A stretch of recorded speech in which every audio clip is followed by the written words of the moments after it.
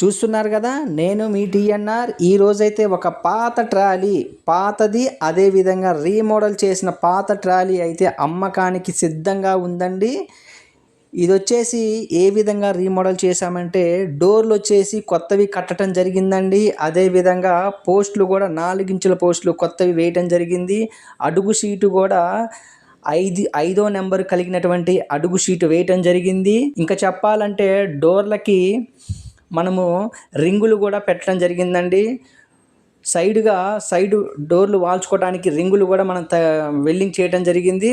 అదేవిధంగా టైర్లు వచ్చేసి కేసింగ్ టైర్లు అండి. టైర్లు కూడా చాలా చాలా బాగున్నాయి. వెనక బంపర్ కూడా చూశారు కదా, ఎక్కడా కానీ తుప్పు అనేది లేదు. ఇదైతే ఇప్పుడు అమ్మకానికి సిద్ధంగా ఉందండి.